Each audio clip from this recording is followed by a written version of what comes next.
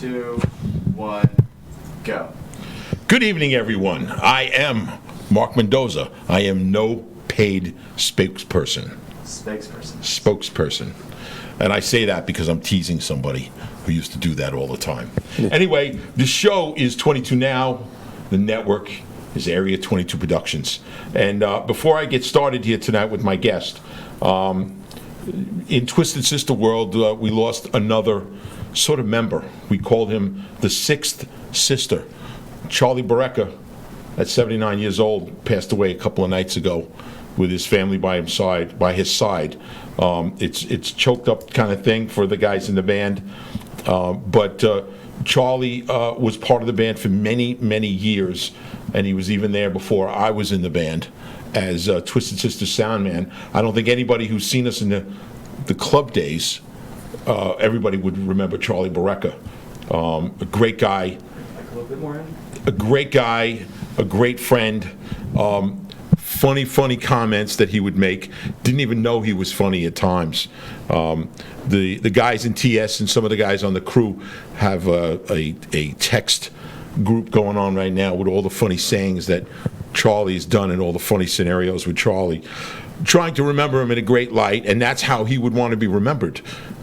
Charlie really asked that there's no funeral or service, so all we're doing is talking about him as much as possible. A few minutes ago, on one of our great stations here on Long Island, 102.3 WBAB, Fingers, an on-air talent, a very good friend of mine, just did a little special thing on remembering Charlie Barreca, because Fingers first met Charlie I think it was probably 1978 or 79. Before he was really an on-air DJ, he was a DJ in some of the local clubs.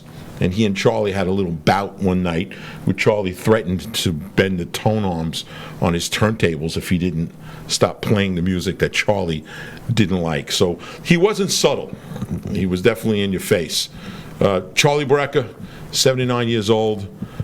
We lost another sister because we called him the sixth sister a couple of days ago. So sad thing. Really sad thing for his family, and he will be missed. He will be sorely missed. There's no two ways about it. He already is. And the guys in the band and crew are all trying to keep it light and make everybody happy and laugh about all the crazy things that went on. So, Charlie, tonight's for you. Rest in peace. We love you. We miss you. All right, so let's get on with the show tonight. Got a good friend of mine on tonight, a very good friend of mine, Billy Mira. Billy Mira and the Hitmen, actually, if we want to call it that. Yeah. Billy Mira, great comedian, stand-up comedian, impressionist, a great friend, although I don't tell him he's any good. I always tell him that he's not any good.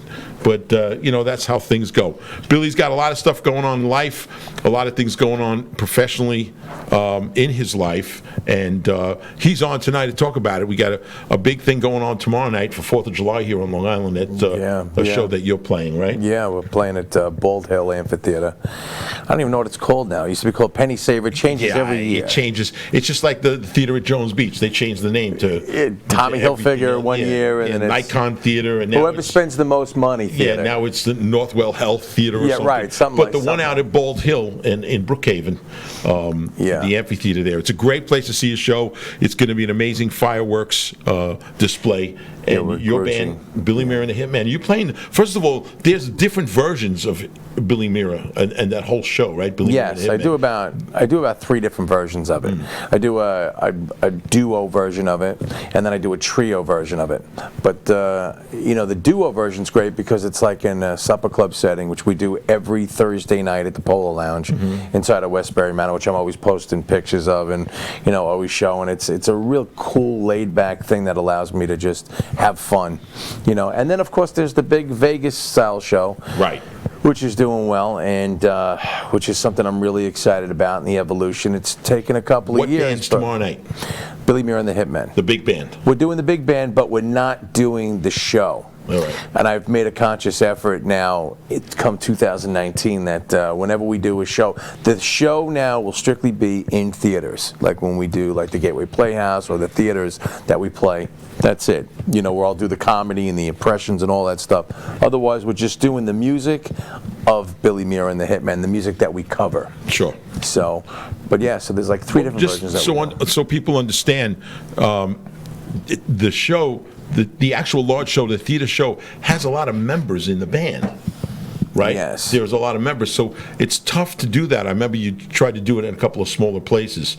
So you were very good at deciding to make it smaller for smaller places. Yeah, You know? yeah. It was something that in the beginning, you know, it was really like, you know, it has to be what it is. And then I said, you know, I thought about it, and I said, why don't I just kind of revise it a bit and just cut it down, and I could just use, you know, maybe a smaller version of the bigger show. And it worked out really well. And it still allowed me to be that personality. Well, it's also tough to do the amphitheater with the big band and it also include the same exact act that you would do in the dinner theater, say. Yeah. Right? 'Cause Yeah. You would go out and mess with the audience a bit. And Well, that's the whole thing. I'm able to do that, but it's just it's a different not vibe. as intimate. It's not. No.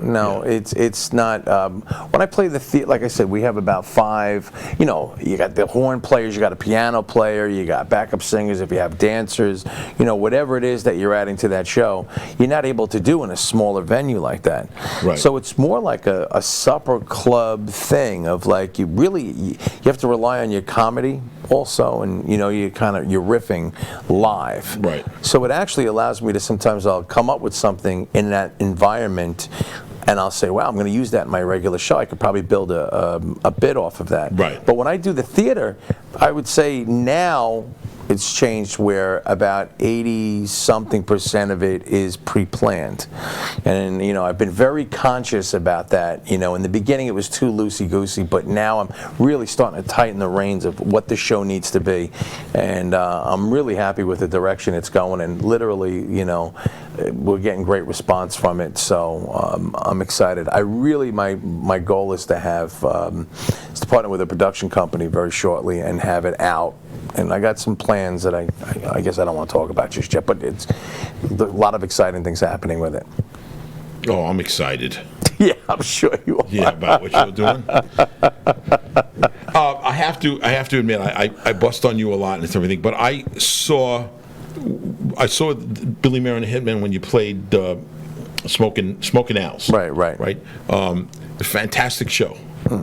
It really was. You know, I was there with Rob Rush, a good friend of ours, and he asked me, "What did you think?" And I said, "You know what? It hit the nail on the head because it was extremely entertaining." Yes, So and that the band was great. What you did on the stage and off the stage in the audience was great, and you were smart enough to stay away from me. Well, it's because I was, you know, look. You're not going for it. Huh? I'm not going for it. You're not going to go. I'm not going for it. I'm too tired. But you know, yeah. In those, it's morphed a lot even since then. You know, now we're consciously doing bits, and like I said, that version of the show is more of what I'll do tomorrow. You know, where I do a lot of ad-libbing and just kind of having fun with it. The thing that we're doing in the theater, though, is finally whittling it down to get that, what I want to call the $1 million show. It's been a journey, man. It's been a journey to develop it. You know, but like I said, I can't say it enough, is that I'm really proud of the direction that's going. And yeah, we've been through members, and yeah, lots of member changes. Yeah, but you know what? That's because you know, people, even on Broadway, they got other guys that come in and go in and out, because the show is basically based around what I do and what the songs that we're doing. You know, instead of it's a band, but it's a show. You know, so based on this crazy stuff that I do. Yeah, very entertaining. You know, it's just a matter of time before somebody discovers it and says, you know, we got to move this something like this to a Vegas type of venue. Yeah, no doubt about it. But this is where, like, yeah, these are the years. These are the years we're doing that, and I'm really, like I said, really proud of what we were able to do on the last couple of shows and pull it off everywhere I go. Even when I'm on the beaches now, because now they have me booked at like out in the Hamptons. I just did Mashut Beach last Friday night. I'll be back. What form? Well, I actually bring about 3 horn guys with me. Okay. And I do about 6 members plus myself. And the audience, if we're on the beach, everybody looks like we're not like these party bands. No, absolutely. And I always say, we're out here, Billy Mira and the Hitman, we're coming out here playing the music of our show. And everybody sits and they just watch. Like it's like and then we stop and then they erupt. And then they go back and they watch it. By the end, the whole place is going crazy. Mm-hmm. But they're watching what I'm doing for the most, because I'm sitting there just doing stand-up for a little bit in between songs, which they don't see all the time. Usually they're used to like these bands that are doing like these medleys, going from one song to the other, just keeping them dancing, let's keep them dancing, But that's not really what we do. It's kind of like an entertaining thing where I talk to them, and.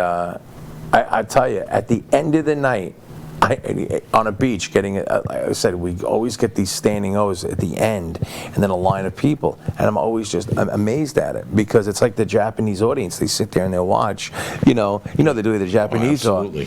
They sit and they respectfully watch, and then when you're done, they go crazy. It's the weirdest thing. Would you like to step out of here for a minute and take a nap? Looks like you really need a nap. Some coffee. Yeah. I mean, Billy Mira's tired. Well, I got a big show tomorrow. Yeah, you got to start sleeping right now. And I don't do drugs. Did you start sleeping when you came on the show? Yes, I do. Well, it's the show. It's the host. I mean, come on. Yeah, of course it is.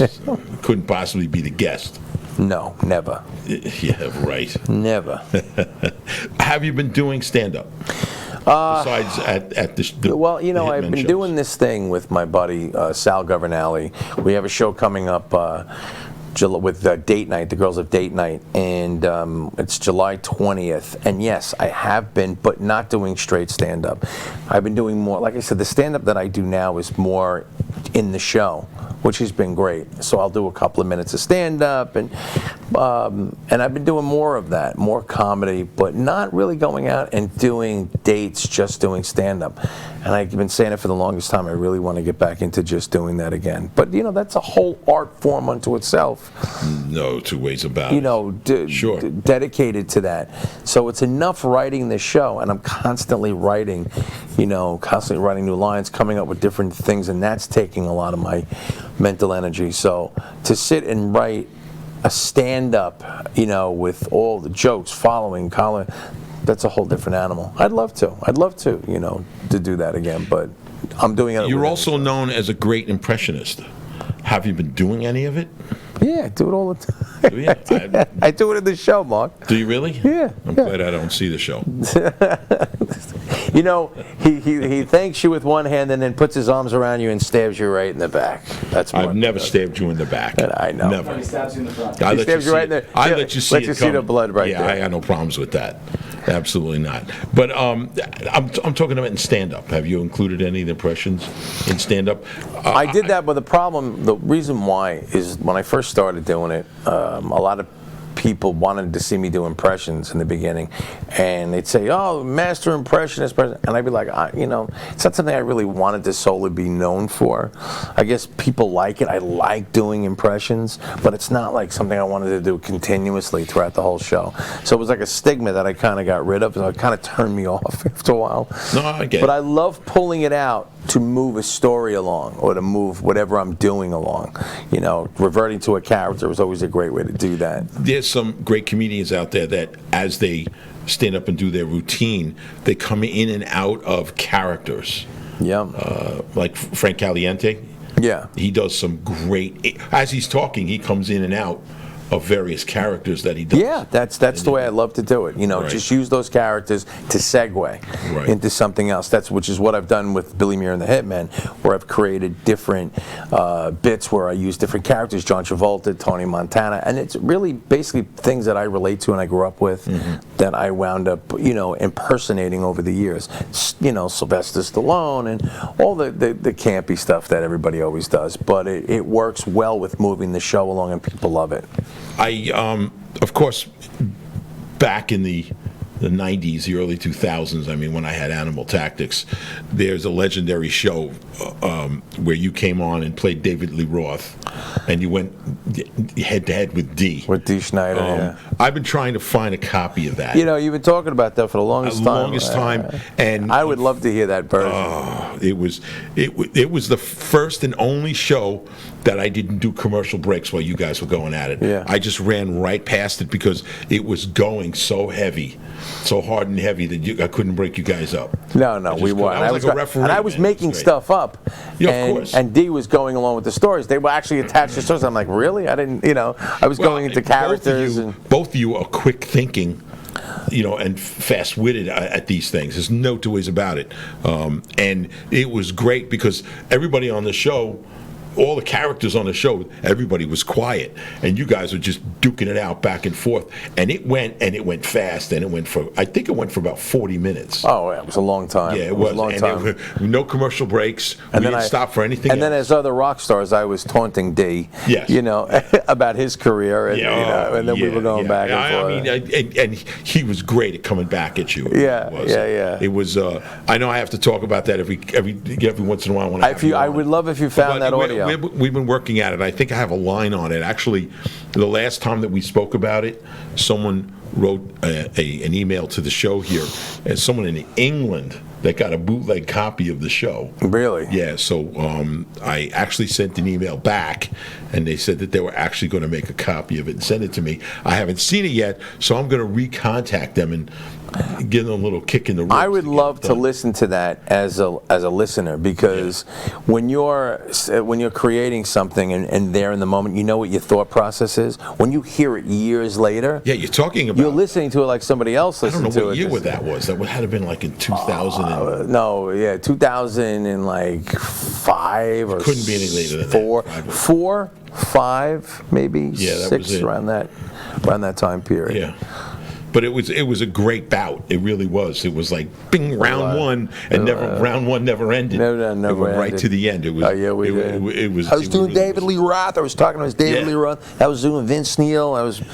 I was doing with him too, and I was joking. I thought you wanted to take my place in Black Sabbath, and he's like, yeah, and he just. I remember prompting him and to talk about things, and then I did Quiet Riot, and I said I love this hit. Come on, feel the noise. Right, he's hit. Yeah. I mean, you were going for. He was great too. He was coming back at you, man. You couldn't put a dent in his armor, man. It was great though. Neither of you could. It was a great show. I will get a copy of that from some fan somewhere, because we were talking about that Animal Tactics, that version of the show. I remember when TS would go to Europe, I would sign CDs of the show. People were really like bootlegging it, and they would come up, and of course I'd sign tons of Twisted stuff and some Dictators albums, and then all of a sudden kids handing me his homemade labels on a CD of Animal Tactics. And it came around often. It really did. Oh, I'm never sure. Saw that they were. D was very surprised, going, they're bootlegging your show. That's incredible. Yeah. I mean, we've talked about this a million times. I think you have a fascinating history, even in the music industry. A lot of people don't know, beyond the Twisted Sister, the Dictator stuff. Dictators, man, the Dictators. That keeps resurfacing constantly.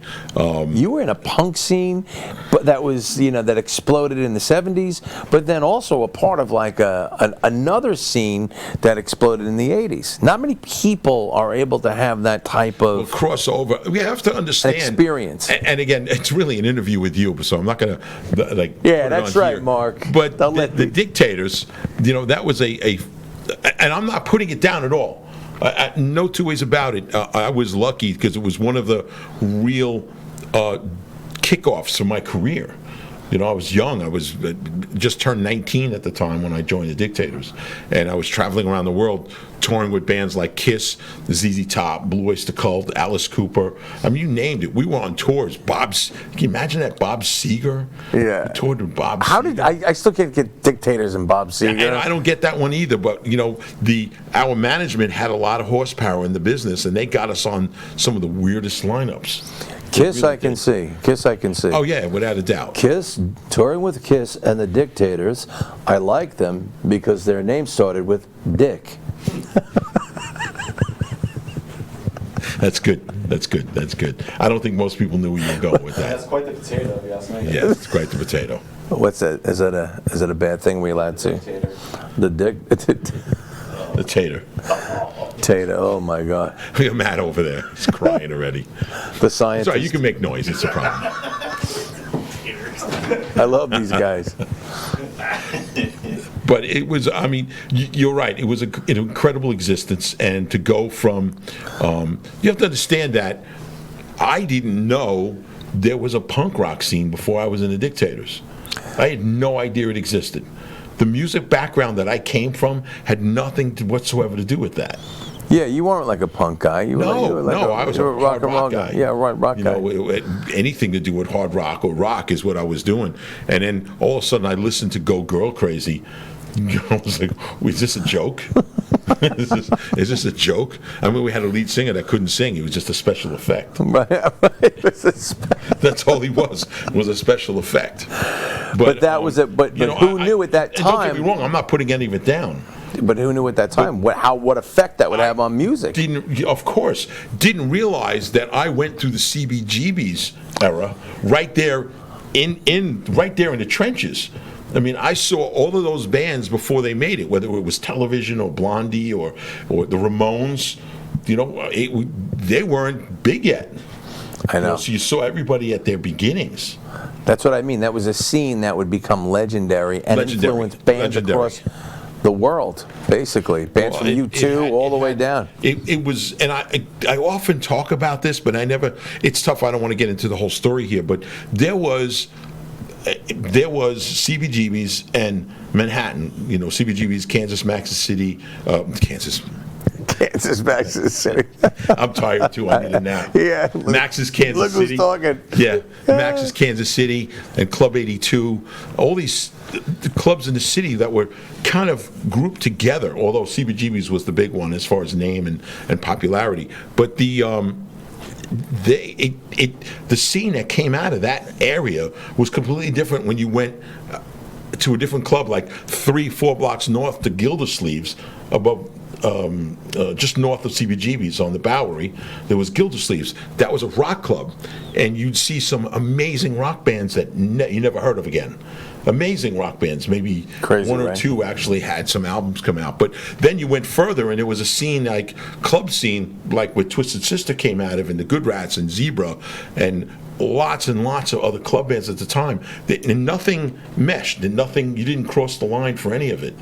I think I was one of the few musicians that actually went in and out of both of them. Well, you know, you talk about it. You know, you were involved with that was the city scene in the '70s. Sure. And then there was the Long Island scene, and that you were a big part of with Twisted Sister, which was a whole nother thing unto itself, a whole nother personality.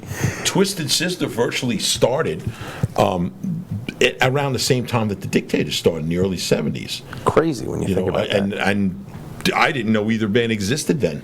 I was still into just in the big time bands, whether it was Alice Cooper or Kiss. Well, Kiss wasn't even big then.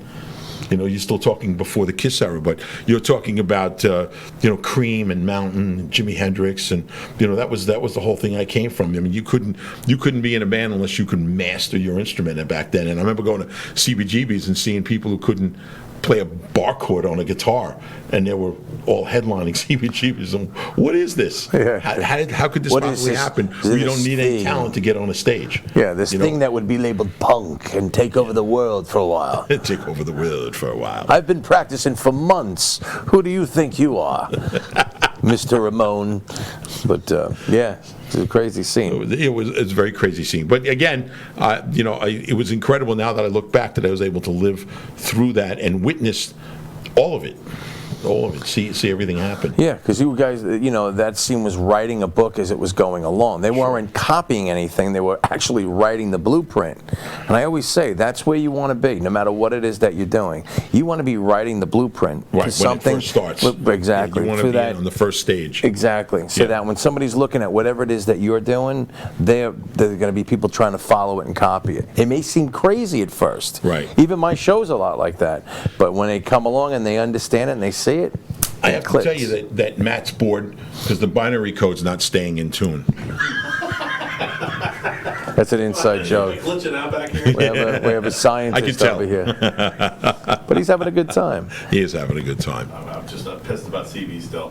CBGB's. What about- Still angry about that it's closed down. Oh, really? Yeah. Still one of the craziest Yeah, decisions. NYU decided to turn it into a dorm or something. Yeah. Or a clothing store or something like that, yeah. Yeah. I'm not going to say on the air. Or an unclothing store. Yeah. I'm not going to say on the air what I really think.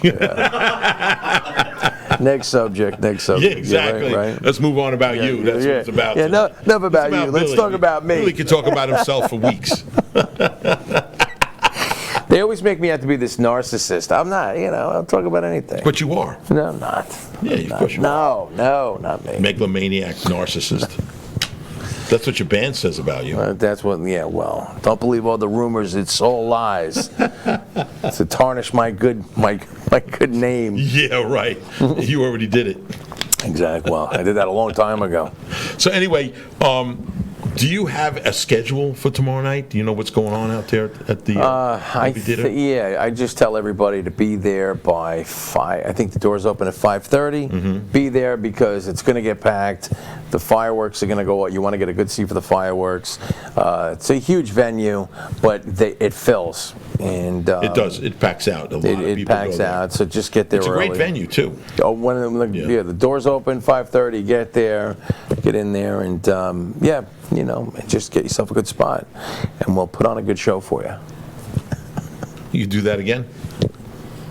You practice that, don't you? I did Yeah. in the mirror. Before I got here, I tried to keep myself awake. Well, no, you've done that many times before.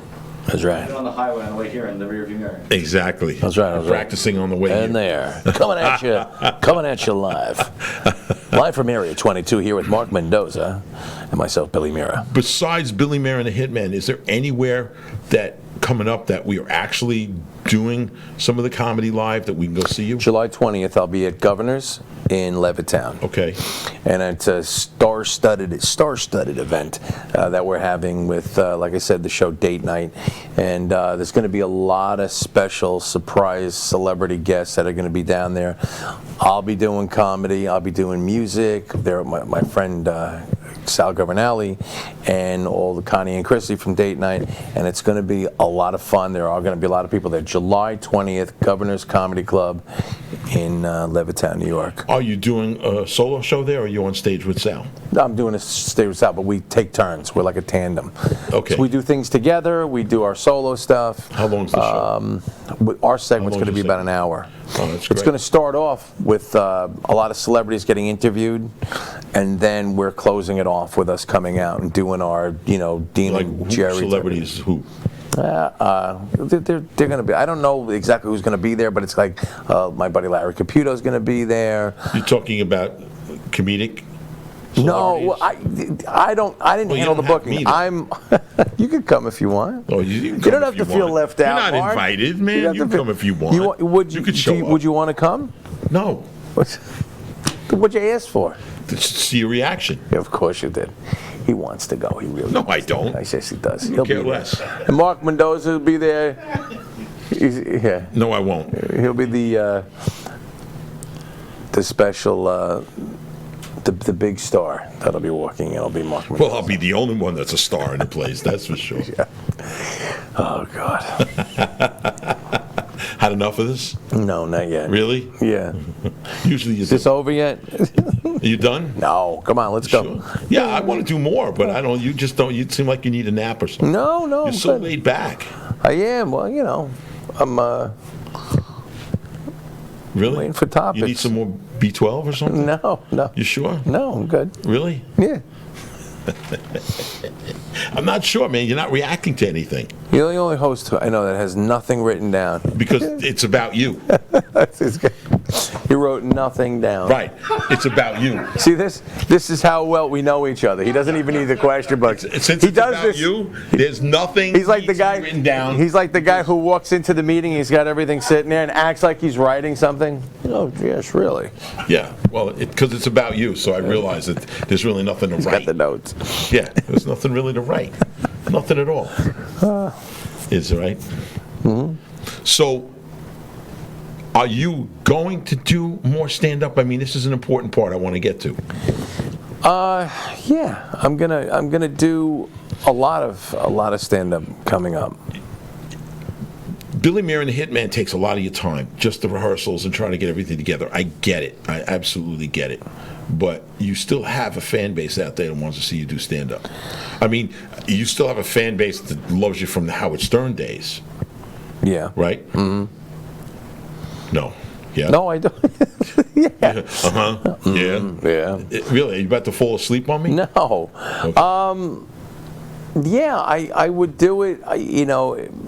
It's just like I said. It's a lot of my energy to do stand up at that level. It takes a lot of running around. Sure does. For some reason, I really seem to enjoy it when I mix it with the music and I mix it with what I do. It seems to come a lot more natural, and I guess I enjoy it more, and I go after these days more of what I enjoy. And if somebody booked a tour tomorrow and said, "Bill, you got to go around," and of course I do it, but I think my energies right now are more into the Hitman thing and. Or the Billy Mira thing. I would do it. I do stand up all the time. It's just that, it's not like where I just walk out. I do it within me singing music, so I'm always cracking jokes, and I consider that stand up. But to do out and do the sets of comedy, and a lot of people say the same thing. Man, I'd love to see you back doing that. I'd love to see, because when I do glimpses of it, I'll do a couple of minutes here. I'll go up and do 10, 15 minutes, and man, you should do more of that. So here, honestly, and I'm not joking with you to put you on the spot. What formed Billy Mira, the comedian? At what point did you see something and say, "I have to do that"?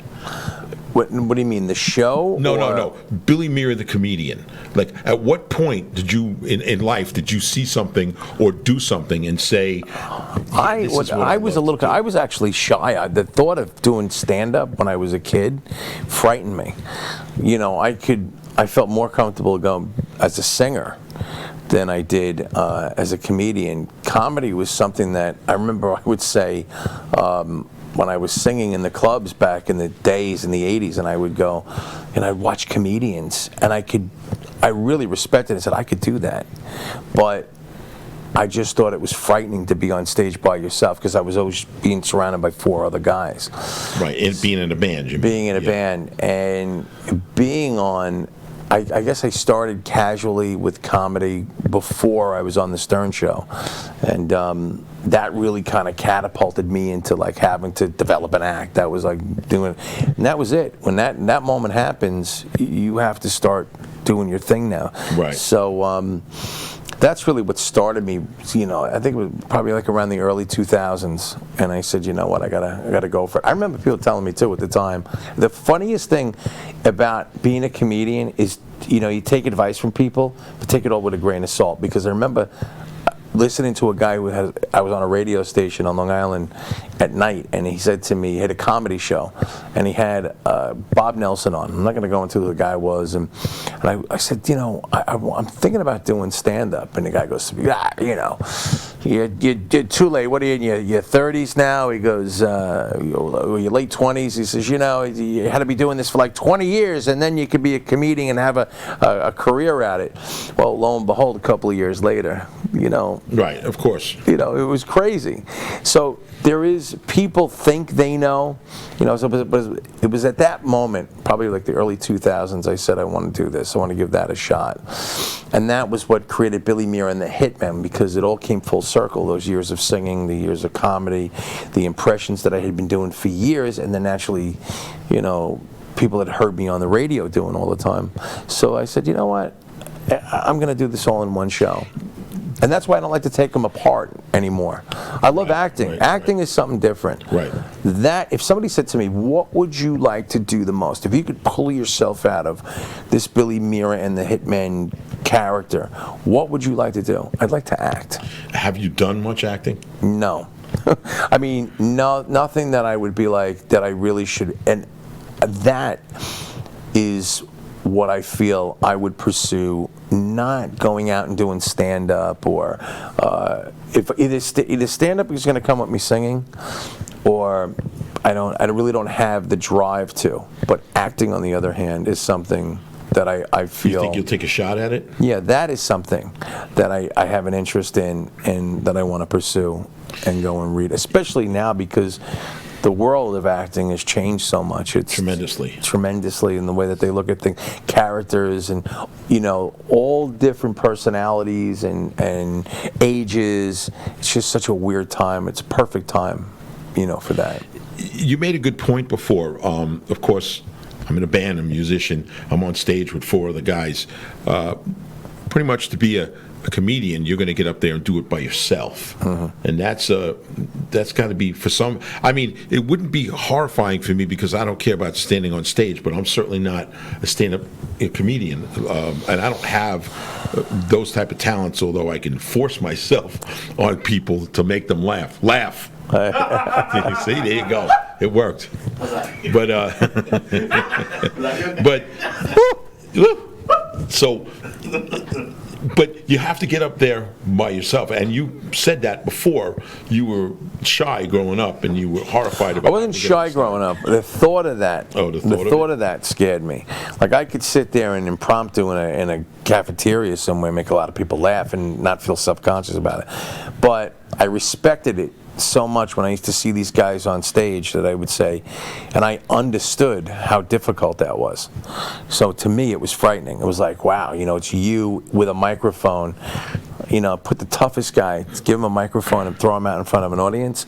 All of a sudden, he becomes Ralph Cramden. Humada. People don't realize how engaging. It's your job to engage that audience. You are the guy. Yeah. And that's like I was telling somebody who's asking me about it here in the studio. I said, the key to it, and even like a lot of my comedian friends told me, the greatest advice anybody could give a comedian is, first of all, work on your timing, work on your lines, cut out all the fat, and slow it down. Breathe and slow it down. Because when you start talking fast, people start sensing, that's really the key. Slow it down so you can think and get into that other part of your mind. That's really the best advice. Everything else follows. So, who did you? No, I'm serious, man. You're gonna start laughing on me. I want to go back to this. Who was it? I mean, not the impression. Eddie Murphy. Eddie Murphy was the guy who did it for you, not Rodney Dangerfield? No, Eddie Murphy. Eddie Murphy. Eddie Murphy was the guy that when I was a kid, my friend, I remember Steve Martin was big. Like, albums were big. Comedy albums were huge. Because in those days, Richard Pryor, you had Steve Martin were probably the biggest album comics I remember at that time. And if you had that, you had to like hide it from your mother because they were like, curse words and there was a lot of stuff. And George Carlin. So you had those 3 comics. They were big album comics in those days. So it was like a cool thing. But I never really listened to it until a friend of mine had a tape, and it was just this cassette tape with a piece of paper on it with some Scotch tape, and it said Eddie Murphy. And I don't have, to this day, I don't know how I took it from him, and I went home and I put it in, and I sat in my room and I put it on, and I memorized every line of it. And that was when I first started doing stand-up, and I mimicked his voice, and in those years, I remember going in, and I remember just regurgitating it back, and I saw how people reacted to it. It wasn't even my material.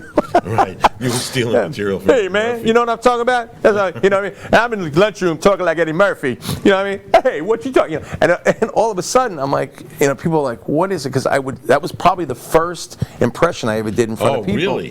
That's also the first time you did that. Yeah, I would just start doing these impressions, and I was like, that's pretty powerful, man. And it's like, wow. But for some reason, that didn't click. It was the music thing that hit me after that. That was just a talent that I discovered. I want to get to that. That guy, that was like something I compartmentalized it and said, I'm doing that eventually. Interesting to hear that because I never heard you say that before. But I do remember when I first met you.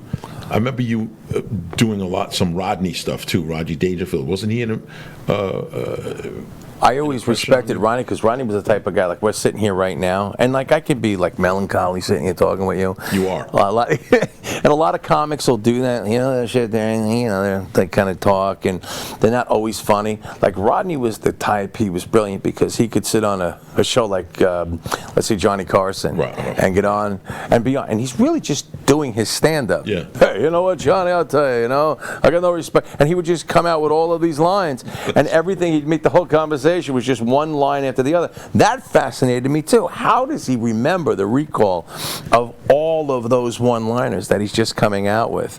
I have enough problem remembering the lyrics to songs, let alone, remembering. I guess that is a gift unto itself, is to have that photogenic memory that you could just wrap the line. His material. Because he didn't ad-lib a lot. He wasn't an ad-libber. He was a guy he was like what you call a one-line comic who could just. Also had, just like Eddie Murphy. And great timing, Yeah, there you go. It was all timing for him. Yeah. Right? Great timing, knew when to insert the joke, knew when it was appropriate. Yeah, but his thing was that he just had a phenomenal memory to remember all of that stuff. Which is a gift. That's a gift, and he was able to create that character. I get no respect at all. You know what I mean? And the whole thing. Right. Comics now is so in my opinion. There are some great standout guys, but like comics that when you thought of Richard Pryor, you knew his style. George Carlin was cerebral. Eddie Murphy came out. This guy was Steve Martin was the wild and crazy guy. They all had different personalities. Now it's just like I'm not, and like I said, I'm not knocking comics. I don't want to be that guy who goes, back in my day, I'll tell you, comics were comics. But now, it just seems like everybody has that 5-10 minutes of comedy. And Jerry Seinfeld said it great because, he said it's 5, 10, 15. And this is why I have the view, by the way, this kind of plays into it, about stand-up to me and the way that I approach it. I approach it, if I am not pumping on 20 cylinders, and I don't have the time to be that guy, I don't want to do it. I'll do it in the context that it works for me, but not that, he said, Jerry Seinfeld says, what's 10, 15 minutes of comedy? In other words, what he was saying was, you have to be able to sit there for an hour and make people laugh. Right. Your craft. And that's hard, man. That's a lot of work. Even big comics. Ask all the guys in the city doing mics and at all these clubs. I can't tell you how many times I was doing a set somewhere and it was Chris Rock behind me coming out there. I knocked him. Really? That was easy. Mark got nervous. Time's up. It was coming in. Time's up, Mendoza. No, but it was. Chris, I gotta get out of here now. Don't fall asleep on set. Exactly. That guy Mira. But somebody like I remember Chris Rock. You'd have. All these guys that would just they have to do time. That's one of the brilliant parts. It's not like you're going to find Motley Crue. Let's try out this new song and go down to Sundance on Long Island, to some rock club. Right. They're in the studio working that stuff out. Yeah. Comedy's a different animal. You have to work that stuff out, a lot of it on stage.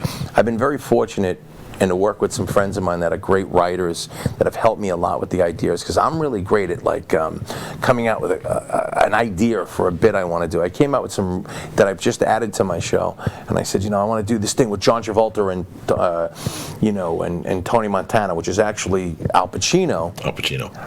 But I came out with this brilliant thing. I'm like, Tony Montana and Tony Manero, and they both wore white suits. They both had initials TM. What if they met each other? We started writing all this great stuff to it. So I'm really great at coming out with these ideas, and then I always love working with somebody.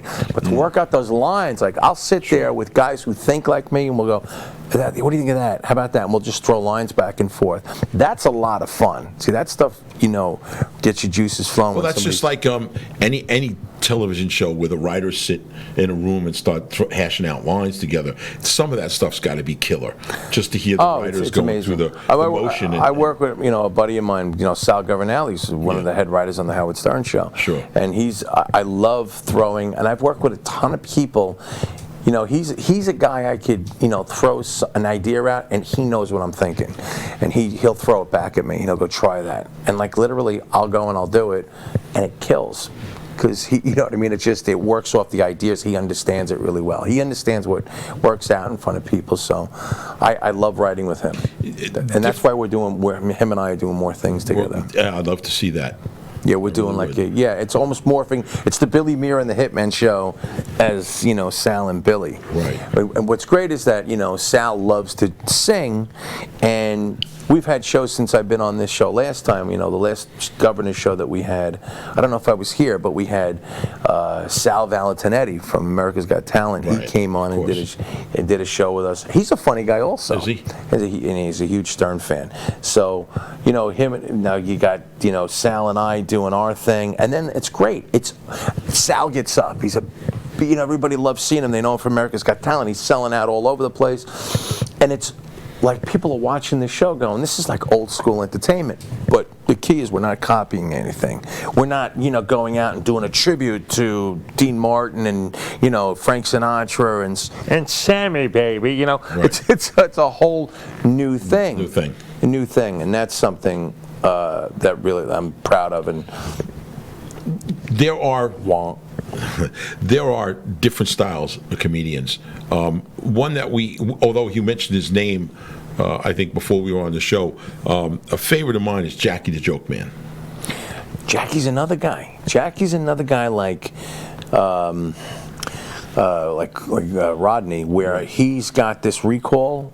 You got to have almost a photogenic memory to be able to do that. He probably has 10,000 and he jokes. Won't shut up, Jackie. I mean, Yeah, he's like, you pull the string from behind his back. Right, it just keeps going. Let me tell you about this other thing. The two guys walk into a thing, and he's like, where does this stuff come from? Yeah, he That's probably has an encyclopedia in here of like 12,000 it's like, jokes that he. You know what it is? It's almost like I kind of put it to it as like the musician, and I work with guys like that. You know, my piano player Benny. You know, you know that song? I go, I don't know that song. He goes, I know a song. And they just start playing. Like, how do you remember that? I don't know. You know, they just start playing this tune. Someone like that. But as you were saying before, you have to slow down and do it. Jackie's fast. When he starts telling these jokes, he starts ripping things out very fast. Yeah, and I wonder, like, how does he sit all day long just driving? He must record everything that goes, you know, whatever he thinks about. Whatever, he must come up with one-liners all day long and just sit and record them, because, you know, I always do that with my phone. Like if I come out with a premise or something, right. I'll put it on my phone. But how do you come up with one-liners like that and remember every one of them? Yeah, I mean, when you go see him, he brings up hundreds. I've met comics where they've got all their jokes in like a little file cabinet, and they go, I'll tell this one tonight, and I'll tell this one. They got a notepad. These guys don't need notepads. They're like, yeah, so let me tell you about the two guys who walked into the bar, two dudes and a nun, and you're like, that's Jackie, right? That's Jackie. He'll just keep, you know, it just comes out of his mind. Yeah, very, very funny, man. I mean, brilliant to come up with this stuff. Yeah, great writer he is. Yeah. Let's go to something else for a minute.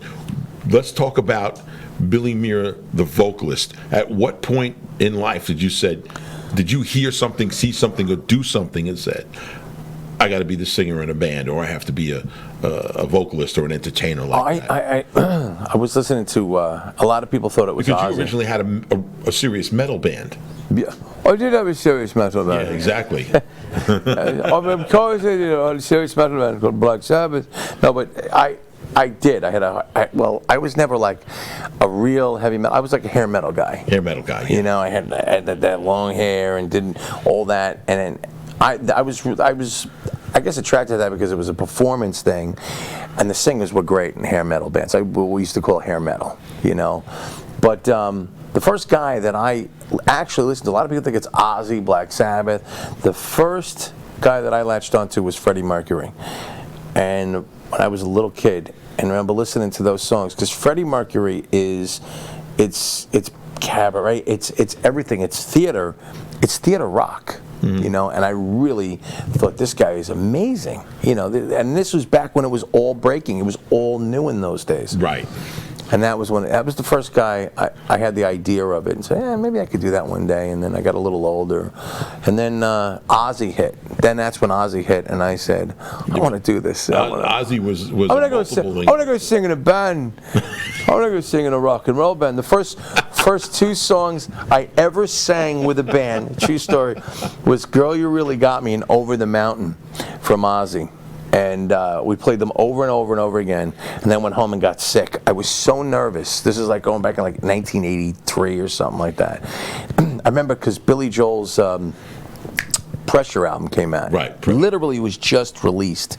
And I remember I went home and I literally got deathly ill because I had been so bent up with nerves, singing in front of other guys. I think about it now, you just think about these insecurities. But that was what started it. And I said, yeah, I'm going to do that. And then, of course, naturally, you think, I'm just going to learn how to sing. And then you realize, like everything else, it takes practice and takes a lot of learning your craft. But just like being an impressionist, you were able to... Impressions come easy to me, though. That's the some one of thing the that comes vocal easy. impressions I heard you do, as far as a singing vocal impression, were pretty amazing. Yeah, because I'm like, I have a, it's like my buddy Sal says, I have like an ability to like a parrot. You just spit it out again. I must have been a bird in my past life. You want me to tell you what you were? You just left yourself wide open for that one. I was strong like bull in my past life. You just left yourself wide open for that one. But before I didn't even hear what he said. Before we lose this train of thought here, because you need a nap, I see you're getting tired. I have a big show tomorrow night. Yeah, big show. You got to rest. Even with all the impressions that you do as far as a vocalist, okay, you turned out to be Billy Mira. That was the crazy part. Yeah, you really, when I saw you do this live, there was no other vocalists in there. There was Billy Mira. Yeah, which is great, because you would think that some people get lost in the things that they imitate or something. That's where I keep it, and that's why I'm really proud. And I've said this over and over again. And there's these tribute shows, and they go out and they try to sound like these other bands. Yes, I do impressions and comedy, but it's me being me, doing those songs. I'm not, out. It's not a tribute show. There's nothing that's... No, people come to see. I want people to leave the show, and they do. They leave the show going, I have never seen anybody do what this guy does. Like, he sings, but it's not like he's just copying. He's like doing Elvis songs, but he's doing Tom Jones. He's doing this. He's doing Elton John, Billy Joel, talking to each other. It's crazy, Yeah, it is Billy Mira. There's no two ways about it. I think I've seen you, besides doing impressions of people, whether you're doing Ozzy or David Lee Roth, I've seen you imitate some of these guys singing songs. Countless makes times. me laugh, because it makes me laugh. It just makes me laugh doing, what I mean, like doing voices and singing like the guys. I mean, here you sing a Judas Priest song was amazing. Yeah. Or Scorpions. Scorpions. Yeah, yeah, you imitate the accents. How you doing? Oh, yeah. And then I just start doing them in the microphones and just to crack the other guys up. But to witness the fact that Billy Mira and the Hitmen, it really is Billy Mira. You don't sound like, even when you speak, unless you're actually doing an impression, right, you really came out with a great product. It's all Billy Mira. It's exactly. A lot of people can't do that. And that was my goal. Yeah. That was my whole thing. That's just to be that personality. But it is a character. It's like, it's really, when I go up and I do it is a character, I become somebody. It's an alter. And everybody right, tells of course you it's a that character, they're playing but you're somebody not, else. You're not, with the exception of the impressions that you do live, which you do once in a while. Yeah. You're still. It's great that you actually really developed Billy Mira. Yeah, just me as a character. Yeah. How crazy is that? We're going to start here, and we're going to come out on the other end. Besides all this stuff, you're pretty shallow. Yeah, I'm a pretty shallow guy, You're a pretty shallow guy. I mean, look at my family. Look who I hang out with, Don't judge me by my friends, You just happen to be on this show. I don't even know why I invited you. Yeah, that's it. I don't know why I invited you, I don't even know where the punchlines are. Exactly. All right, so you have a really, really big show tomorrow night, right? Right here on our show. Yeah, tomorrow night at the Bald Hill Amphitheater. We'll be there at 5:30, and you're going to see you're going to have a great night. Carucci Fireworks. This is the third year I'm working with Carucci, but then I'm doing 2 shows with them this year. I'm actually out at Riverhead we're doing the food festivals. You hear about these food festivals? No. Yeah, crazy. Like they set up all these food trucks, and now they have us coming in as the entertainment. So we're going to be headlining in When is Riverhead. It's the famous food festival. It's called, and it's this big thing that's exploded. And we're Which like the version show. of the act are you doing? I do what I'll do tomorrow night at the amphitheater. It's not the theater show. I can't. It's still the big band, but it's Still the big band. It's great that you actually came I up go with out a way of- into what I do is I go out. I take a wireless. I go out into the audience, and I talk to everybody that's there, and the band just listens and follows me. But everybody's eating. I mean, they're eating all different types of food, all this gourmet food that's there. When is it? Do you And know? it's thousands of people that go to it. It's an insane What's the event. date? You know? Oh my God, I'm so bad like this. 16th, 17th, or It's a gig. 13th. He doesn't 14th. even know when. I know. It's there. Were you sure you're You going gotta to show call up my to be booker. there? Yeah, no. It's but the one with Grucci is next. I think it's August 17th. He doesn't know that one either. No, August 7th. I think it's August 17th out in Riverhead, and that's huge. They're at the Tanger Outlets. Yeah. And they take the whole The whole place, parking lot, the whole place. parking lot, and it's like I said, there's thousands and thousands of people there, and it's great because they give me the vouchers and I go and also I walk up to the trucks. I want that. Give me that So pretzel do you with do, the at a show like that, schmuckly-muck on it. the food show. Do you do more than one set? Yeah, I think I did a couple of sets at the show, or maybe I'll just do like a 90-minute set. I think this year I'm just going to do a straight 90. Like I'm Nice, doing like he has all the information about his gigs. No, well, tomorrow, because I think I'm doing a 90-minute set. I Tomorrow? I think I'm doing a straight 90 tomorrow. Tomorrow. Yeah. But I was talking about the one in Riverhead. I think I'm doing a straight 90 in that also. Okay. No breaks. Last year it killed me. They did. They asked me to do twice, and it was so hot that this year when I agreed to do it, I said I'm not doing 2 sets. I can't do it. I became literally like a panting dog. I couldn't handle it. All right, so tomorrow night at the Brookhaven Amphitheater to see Billy Joel and the Hitmen, and of course, Billy Joel I'm waiting for you and to Elton say John, something and Elton John will be there too. Oh, I Waiting couldn't for you to pick up on that one. I was wondering if you were falling asleep. But tomorrow night, which Billy Joel band is it tomorrow night? Captain Jack. Captain Jack. They play great Billy Joel, and they do. do They're a a whole, great band. I've seen because Billy Joel is Mr. Long Island. He certainly is. The music. But of you know Long Island. what? Billy Mira is also getting to be Mr. Long Island. That's it. That's right, Billy Mira, Mr. Long Island. So tomorrow night at the amphitheater at Bald Hill, Gucci Fireworks, Billy Mira and the Hitmen, Mira. Captain Jack.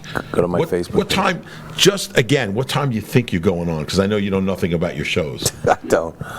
Maybe 6 o'clock. Maybe. I tell her, yeah, just get there at. You know, even a broken 5:30. clock is right twice. Yeah, that's a it. day, Be there right? at 5:30. Yeah, be there at 5:30. I know I have to be there at 3 o'clock for sound check, so that's when I'll be there. That's all I remember. If you want to see it, you Google it, find out the times. I don't get all this. Thanks for just being. I got to so worry full about of what I'm doing on information. stage. So the doors will open. You talk to Johnny at the door. You give him the sign. You give him the sign. Knock 3 times, and Nice. he'll let you in. On the ceiling if you want to. Knock 3 times on the ceiling if you want. And what's the second number? Twice on the pipe. You've been hitting the pipe. You ain't kidding. With you here? Oh, man. Let me Now tell we're you. just getting Let me warmed tell up. you. Yes, of course, we're getting warmed up. Well, thank you for coming on again. Always a pleasure, Mark. we'll have you I know back we on always rag on each other, Yeah, but there's no I two consider ways Mark about it. one of my closest friends. Yeah, it's and, not what you'll say when you leave here. I know. Yeah. You wait till we hang out with We know Rob each other Rush too again. long. Wait till we hang out with Rob Rush Wait till again. we get Rush. You know, actually, we hang out with Rob Rush, and we got to hang out with Munzie too, because Munzadel. he gets all the everybody. Shoots Oh at him. my God! When the 3 of us get together, Yeah. me, you, Rush, poor Munzie. Yeah. But Munzie's a lot of fun because Munzadella. he takes it all seriously. He thinks he does. you'll be throw a line by Munzie, and you're like, Munz, I'm just kidding around. I was just kidding, Right. But he's very serious. Munzadella. Munzadella, I call him. Munzadella. Munzie. Munzie. Billy, thank you. Thank you, Mark. We will. Always a pleasure. We will support your. It's actually you had the sticky hand. No, you did. That was you. No, that was you. No. That was you. No, that's definitely you. That was you. All right, Rob. That was you. All right, Rob. No. We're done. Thanks for tuning in. I got to get out of here. I don't want to deal with him anymore. So, Mark Mendoza, Billy Mira, check him out tonight. Website for Check the him out tonight. I don't know the information. He's saying the show's tonight. I'm going to be at the amphitheater tonight and tomorrow. I didn't finish the statement. But Well, you said tonight. I heard you. I know, I did say tonight. I heard you. You did, you really? I heard you. I heard you. Yo, Bad Robert De Niro. but like Bad Lieutenant. Yeah, bad lieutenant. Bad Billy. Are you done? I'm done. You sure? I'm done. Shall we continue? We can continue. I could definitely go. You may not like it. Billy Mira. Is there a website? I use Facebook now. Yes, there's a website, but it's like never worth it. updated.